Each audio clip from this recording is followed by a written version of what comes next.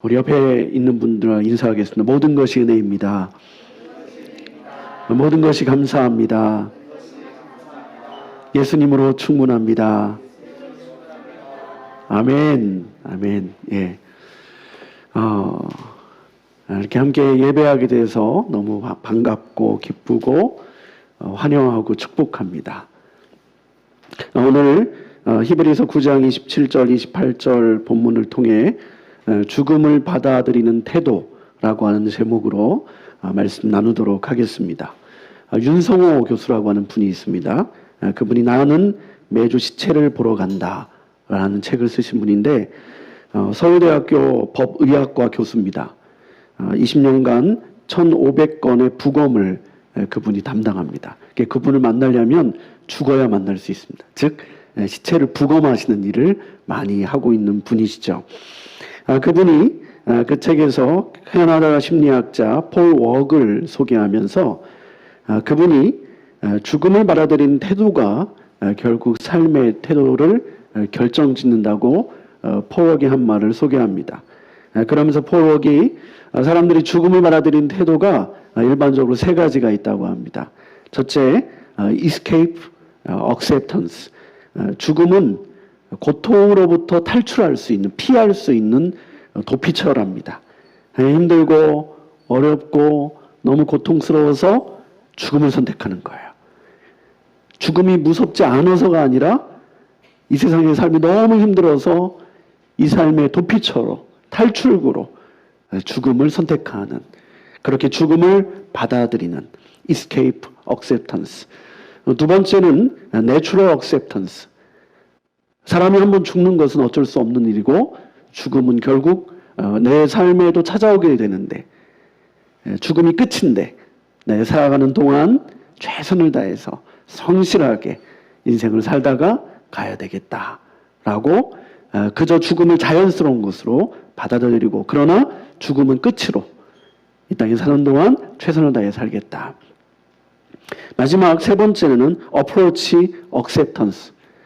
죽음은 끝이 아니라 다음 삶을 준비하는 과정이다. 이렇게 생각하고 죽음을 받아들이는 것. 이렇게 세 가지로 분류한다고 합니다. 여러분은 이 세 가지 중에 죽음을 어떻게 받아들이고 계신가요? 첫 번째, escape, 도피처로. 두 번째, natural, 죽음은 피할 수 없는 운명이고 그래서 살아가는 동안 최선을 다할 뿐이다.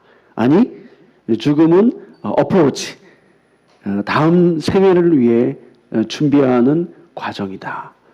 오늘 본문을 보면 죽음이 무엇인지 우리에게 말씀해 주는데, 죽음은 끝이 아니고 다음의 삶을 준비하는 과정인 것을 오늘 우리에게 말씀해 주고 있는 것입니다. 오늘 본문은 우리가 approach acceptance에 죽음을 받아들이는 태도를 가질 것을 우리에게 권면하고 있습니다. 자, 오늘 본문 27절을 함께 읽겠습니다. 시작. 한번 죽는 것은 사람에게 정해진 것이요 그 후에는 심판이 있으리니. 아멘. 여러분, 모든 사람은 죽습니다. 근데 그 죽음이 끝이 아니고 그 후에 심판이 있다. 오늘 성경은 그렇게 말씀합니다. 그러므로 이 땅에 사는 동안 우리는 그 죽음을 맞이할 때 죽음이 끝이 아닐 뿐만 아니라 그 다음 생애를 준비하는 과정이기에 그 평가 앞에 오늘 우리의 삶을 어떻게 살 건지를 결정하고 그 기준 가운데 우리의 삶을 살아가야 할 것을 말씀하고 있는 것입니다. 자, 먼저 그러면 죽음에 대해서 한번 생각해 보겠습니다. 한번 죽는 것이 사람에게 정해진 것이라고 했는데, 여러분, 성경은 죽음에 대해서 세 종류로 우리에게 말씀해 줍니다. 여러분, 죽음에는 어떤 죽음들이 있을까요? 첫 번째, 영의 죽음이 있습니다. 여러분, 창세기 2장 16절로 17절을 보면 하나님께서 최초로 아담과 하와 사람을 지으시고 사람에게 주신 약속과 명령입니다. 동산 각종 나무의 열매는 내가 임의로 먹되 선악을 알게 하는 나무의 열매는 먹지 말라. 내가 먹는 날에는 반드시 죽으리라. 선악을 알게 하는 나무의 열매를 먹으면 반드시 죽는다 그랬습니다. 여러분, 아담과 하와가 선악을 알게 하는 나무의 열매를 먹었을까요? 안 먹었을까요? 먹었죠.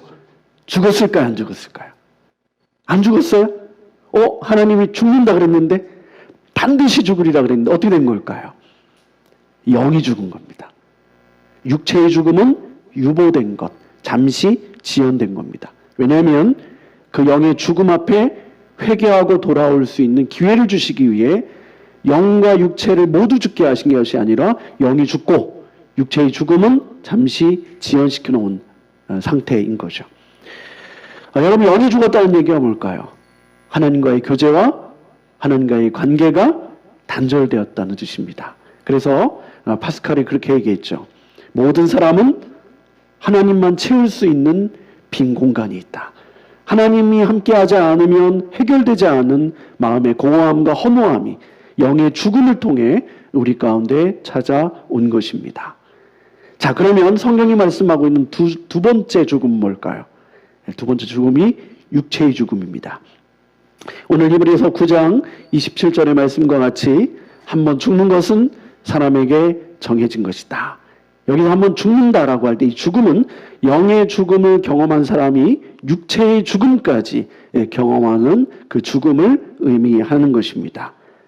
여러분, 사람이 영이 죽고 난 다음에 결국 육체까지 언젠가는 반드시 죽고 말 것입니다. 자, 그러면 세 번째 죽음은 뭘까요? 이 세 번째 죽음은 우리가 육체가 죽고 난 다음에 하나님의 심판대 앞에서 맞이하게 되는 그런 죽음을 의미합니다. 영원한 죽음 혹은 영원한 형벌, 영원한 지옥의 죽음을 의미하는 것입니다. 오늘 히브리서 9장 27절에 보면 한번 죽는 것이 사람에게 정해진 것인데 그 후에 심판이 있으리라, 이렇게 말씀하고 있는 것이죠. 이 심판을 통해 영원한 죽음, 영원한 형벌을 맞이하게 되는 것입니다. 여러분, 그러면 심판이 뭘까요? 심판, 저지먼트, 심판. 제가 지난 한 주간 여러분, 정의란 무엇인가? 라고 하는 책이 있습니다. 마이클 샌델의 정의란 무엇인가를 정독을 했습니다. 그리고 팀 켈러의 정의란 무엇인가 두 권의 책을 정독하고, 제가 이벤젤리즘이라고 하는 어느 잡지가 있는데 거기에 3개월에 한 번씩 항상 원고를 투고합니다. 그래서 마이클 샌델이 묻고 팀 켈러가 대답했다, 뭐 이렇게 해서 이 정의에 대해서 글을 좀 썼던 일이 있는데, 그 글을 쓰느라고 두 권 책을 최근 몇 주간 정독을 좀 했습니다. 여러분, 이 마이클 샌델의 정의론에 대해서 다 동의하기는 어렵습니다. 그런데 그 책을 통해 소위 말하는 일반적인 정의론, 정치 철학에서 다루는 얘기인데, 이 정의론을 상당히 잘 정리를 할 수 있는 기회가 있었습니다. 여러분, 이 마이클 샌델은 정의를 한마디로 얘기하면 공정한 분배, 이렇게 말합니다. 그러면서 아리스토텔레스의 정의에 대한 정의를 인용합니다. 정의란 사람들에게 그들이 마땅히 받아야 할 것을 주는 것. 마땅히 받아야 할 것을 마땅하게 주는 거예요. 그러니까 여기서 중요한 게 뭐예요? 누가 뭘 받을 거냐 라고 하는 공정한 기준이 필요하고, 그 사람에 대해서 공정한 보상과 공정한 영광을 돌려주는 것. 이것이 정의라는 거예요. 그래서 내가 어떻게 수고했고 그 수고의 결과를 어떻게 보상해 줄 것인가. 이것을 공정하게 분배하고 공정하게 평가하는 것.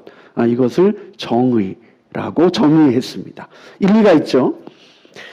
자, 여러분, 이것이 세 종류의 죽음입니다. 그리고 세 종류의 죽음 앞에 마지막 죽음은 하나님의 심판 앞에 서게 되는데, 전 심판을 다른 말로 바꾸면 그것은 결국 보상, 평가, 그리고 하나님의 공정한 분배, 이렇게 현대적 의미로 표현할 수 있겠다라는 생각을 하게 됐습니다.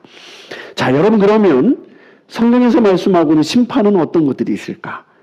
역시 이것도 한 크게 세 가지 정도로 나눌 수 있습니다. 먼저 시간적으로 볼 때 현재적 심판이 있고 미래적 심판이 있습니다. 오늘 현재 우리가 살아가면서 하나님께서 우리를 심판하고 판단하고 평가하십니다. 아주 쉬운 예로 하나님은 교만한 자를 멸하시고 겸손한 자를 존귀케 하십니다. 이것이 현재적으로 이루어진 심판의 아주 중요한 기준이 되고, 그리고 또 그것만이 전부가 아니라 하나님 나라 완성의 흐름 속에 하나님께서 때로는 성도들을 징계하기도 하시고 또 교만한 자를 오히려 들어서 이 역사를 이끌어가기도 하시면서 하나님께서 하나님 나라 완성을 향해 전진하고 계십니다. 이 속에 우리가 모든 걸 다 이해할 수는 없지만 모든 걸 다 판단할 수 없지만 하나님의 손길, 하나님의 통치, 하나님의 징계, 하나님의 평가가 이 속에 담겨져 있습니다. 그런 의미의 현재적 심판이다라고 할 수 있습니다. 미래적 심판이 있습니다. 이 미래적 심판을 두 종류로 나눌 수 있습니다. 그래서 전체를 세 개로 표현할 수 있습니다. 자, 미래적 심판은 두 종류로 나눌 수 있는데 먼저 백보자 심판이 있습니다. 요한계시록 20장 11절로 15절을 보면 크고 흰 보좌 앞에 섭니다. 모든 사람들이 우리가 죽음을 맞이하고 난 다음에 하나님의 보좌 앞에 서게 되는 것이죠. 그래서 심판을 받게 됩니다. 이 요한계시록 20장을 보면 이 백보자 앞에 서게 되는데 흰 보좌, 백보자 각자 행한 행위대로 하나님이 평가하시고 심판하십니다. 자, 그리고 생명책에 기록된 사람은 영원한 천국으로, 생명책에 기록되지 않은 사람은 영원한 형벌과 불못과 죽음으로. 이 영원한 불못, 이 지옥은 죽고 싶어도 죽을 수 없는 영원토록 지옥의 고통을 느끼는 그런 곳이다 라고 성경은 말씀하고 있습니다. 자, 여러분 여기에 보면 행위록, 생명책, 이걸 이제 굳이 그렇게 분류해서 표현할 수 있는데 우선 생명책에 기록되느냐 기록되지 않느냐를 통해서 심판을 하고 판단을 합니다. 여러분 누가 생명책에 기록될 수 있을까요? 누가 생명책에 기록되지 않을까요? 로마서 2장 3장 23절을 보면 모든 사람이 죄를 범하였음에 하나님의 영광에 이르지 못하였다라고 말씀합니다. 자, 이 본문을 NLT라고 하는 버전을 보면 모든 사람의 죄를 범하였는데 하나님의 기준에, 하나님의 스탠다드에 도달할 수 없었다. 도달하지 못했다. 이렇게 번역하고 있습니다. 즉 모든 사람이 하나님의 기준에 도달할 수 없습니다. 그래서 예수님을 이 땅에 보내시고 그분이 우리의 모든 죄를 담당하셔서 우리 죄를 구속하시고 구원하시고 우리로 하여금 영원한 생명을 얻을 수 있도록 우리에게 길을 만들어 주신 것이죠. 십자가에 죽으시고 부활하시고 승천하셔서 다시 오셔서 이제 영원한 구원으로 영원한 생명으로 우리를 인도하시게 되는 것입니다. 그래서 오늘 히브리서 9장 28절을 보면 이렇게 말씀합니다. 28절 말씀 제가 읽겠습니다. 이와 같이 그리스도도 많은 사람의 죄를 담당하시려고 단번에 들이신 바 되셨고 구원에 이르게 하기 위하여 죄와 상관없이 자기를 바라는 자들에게 두 번째 나타나시리라. 즉 우리가 백보자 앞에 하나님의 크고 흰 보좌 앞에 서게 되는데 생명책에 기록될 수 있도록 영원한 구원을 받을 수 있도록 예수님을 이 땅에 보내셔서 단번에 죽으심으로 십자가에 죽으시고 부활하심으로 우리가 죄 용서받고 죄 씻음받을 수 있게 되셨고 그 하늘 올라가셔서 다시 나타나심으로 재림하심으로 우리로 하여금 영원한 구원에 이르도록 만들어 주셨다라고 말씀하고 있는 것입니다. 여러분 어떤 분이 생명책에 기록될까요? 각자의 행위대로 심판하시는데 그 행위란 어떤 의미예요? 예수 그리스도를 믿고 영접한 사람. 그 믿음이 진실한 믿음이라면 그 믿음은 무엇을 통해 증명될 수 있을까요? 그 사람의 행함과 삶을 통해 증명될 수 있을 것입니다. 제가 늘 말씀드리지만 우리가 예수 그리스도를 믿고 구원받는 것은 믿음으로 구원받습니다. 그런데 그 믿음이 어떤 믿음이냐?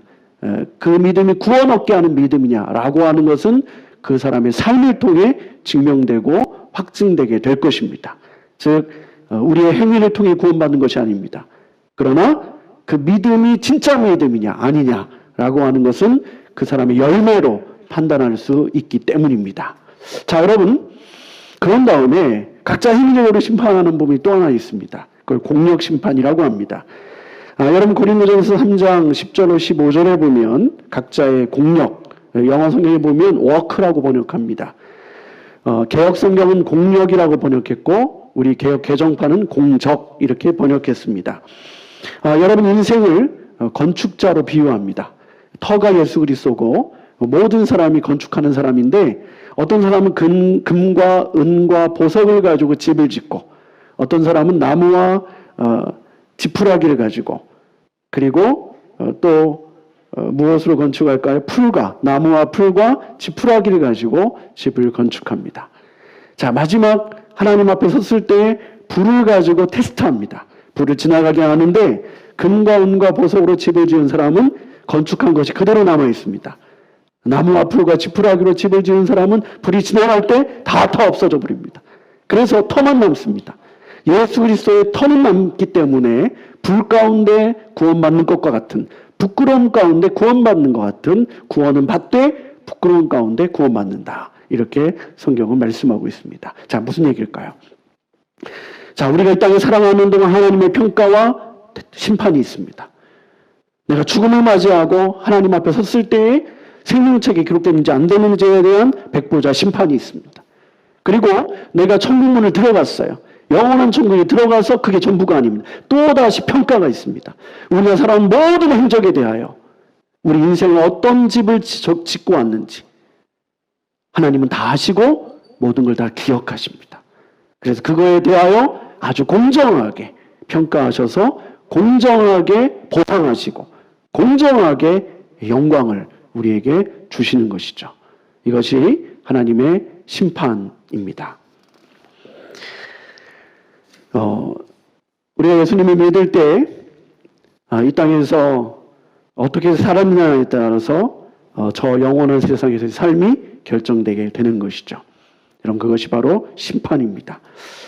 여러분, 저는 한때 이렇게 생각했던 적이 있습니다. 예수님께 내가 너무 많은 사랑을 받았잖아요.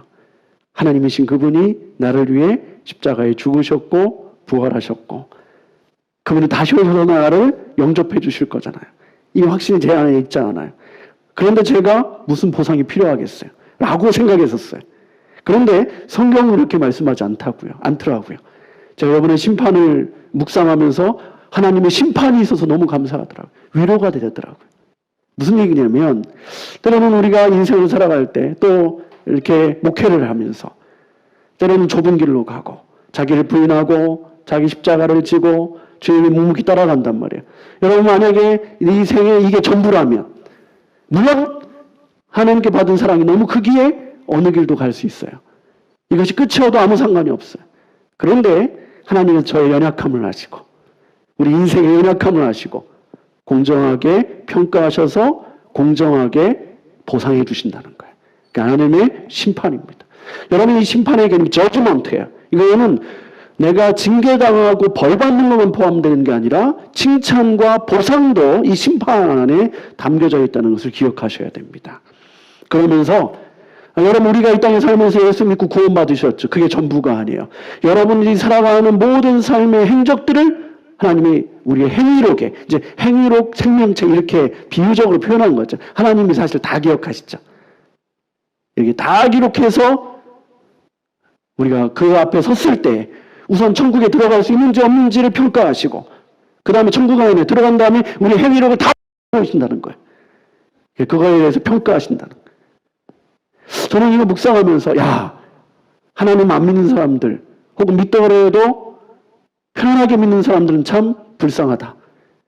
안 됐다. 이런 마음이 드는 거예요. 그리고 제가 너무 좋더라고요. 감사하더라고요. 내가 하나님의 주님의 제자로 주님의 길을 따르고 때로는 혼자 홀로 길을 걸을 때 이게 보상인 거야. 그래서 예수님께서 베드로에게도 말씀하셨어요.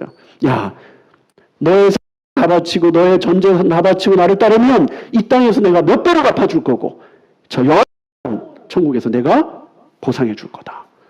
이렇게 말씀하고 있어요. 그래. 하나님의 평가가 있고 하나님의 보상이 있구나. 그러고 나니까 위로가 되더라고요. 상당히 격려가 되더라고요. 그래서 제가 묵묵히 주님을 따라갈 수 있는 힘이 생기더라고요. 하나님 기억하고 계시지. 하나님 평가하시지. 그리고 하나님께서 보상해 주시지. 위로가 되더라고요. 여러분, 로버트 콜만 박사의 다시 복음의 핵심으로라고 하는 책에 소개되는 일화입니다. 미국에 가면 여전히 복음주의 신학을 명맥을 잇고 있는 에즈베리 신학대학, 에즈베리 신학대학원, 에즈베리 세미너리라고 하는 학교가 있습니다. 이 학교를 창립한 H.C. 모리슨이라고 하는 분이 계신데, 그분이 한때 장기간 동안 아프리카 선교를 하고 돌아오는 길이었습니다. 그런데 그가 아프리카 선교를 마치고 귀국하는 배에 아프리카의 사냥을 즐기고 돌아오는 데오도어 루즈벨트 대통령이 함께 타고 있었습니다. 그런데 그 배가 뉴욕 항구에 도착하자마자 수많은 군중들이 몰려와서 대통령을 영접하는 거죠. 예인선들이 기적소리를 내자 밴드가 부두에서 연주를 하기 시작했고, 뉴욕 시장도 나와서 이 루즈벨트 대통령을 영접했던 것입니다. 근데 모리슨은 아프리카에서 오랜 시간 동안 선교 사역을 하고 돌아왔는데 모리슨을 영접해 준 사람 한 사람도 없었던 거예요. 순간 인간이니까 너무 섭섭하고 외롭고 허전하고 막 불평이 나오는 거예요. 야, 인간의 권력을 가진 대통령을 영접할 땐 저렇게 막 빵빠르게 돌리고 수많은 군중들이 나와서, 그것도 아프리카에서 다른 거 타고 온 게 아니라 사냥 즐기다 온, 물론 외교도 하고 왔겠죠. 사냥 즐기다 온 대통령을 저렇게 환영하고 환대해 주는데, 나는 하나님 나라의 복음을 전파하고 아프리카 영혼들을 위해 이렇게 고생하고 수고하고 생명 바쳐 일하다 왔는데 나를 알아주는 사람이 한 사람도 없구나. 너무 외롭고 쓸쓸하고 좀 불평도 나오고 막 원망도 나오고, 그때 하나님의 영이 그에게 임재하셨어요. 그리고 그 마음속에 말씀하시는 거예요. 모리슨, 너 왜 그렇게 실망하고 있니? 자, 기운을 내. 너를 위해 큰 잔치가 있을 거야. 여기에서 있었던 그 환영식과 비교할 수 없는, 비교가 안 되는 엄청난 잔치를 내가 준비하고 있어. 너는 아직 영원한 본향집에 도착하지 않았잖아. 조금만 더 기다리고 그날이 되면 내가 너를 그렇게 맞이해 줄게. 너는 큰 이름을 받은 거. 그래요, 하나님.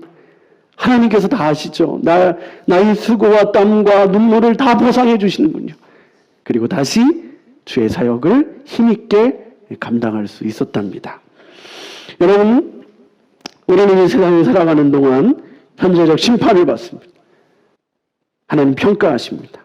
때로는 보상하시고 징계하십니다. 뿐만 아니라 우리 인생을 마무리하는 그 시간에 한번 죽는 것이 사람에게 정해진 것이고 그 후에 심판이 있습니다. 백보자 앞에서, 크고 흰 보자 앞에 생명책에 기록됐는지 기록되지 않았는지, 영원한 천국에 갈 건지 영원한 지옥에 떨어질 건지, 이것을 심판하십니다. 판단하십니다. 여러분, 어떤 사람들은 그렇게 얘기합니다. 하나님은 사랑인데 왜 천국만 만들어 놓으시지 지옥까지 만들어 놓았는지. 그래서 영혼 멸절설을 주장하는 신학자와 목사님들이 있습니다. 다시 말하면 죽으면 끝이라는 거예요. 영혼이 죽고 끝난다는 거예요. 왜냐하면 천국과 지옥으로 가야 되는데, 그렇다면 하나님 사랑 아니라는 거예요. 그렇지 않습니다. 여러분, 하나님의 진정한 평가와 심판이 있다면, 천국이 있다면 지옥이 있어야 그 천국인 거죠. 천국만 있고 지옥이 없으면 저는 좀 억울할 것 같아요. 그런 생각을 해요. 전 천국이 있어서 좋고 지옥도 있으면 좋겠어요. 그게 공정하지 않겠어요? 여러분 생각해보세요. 이 땅에서 우리의 일반적인 예로 아무것도 안 하고 펑펑 놀았어요.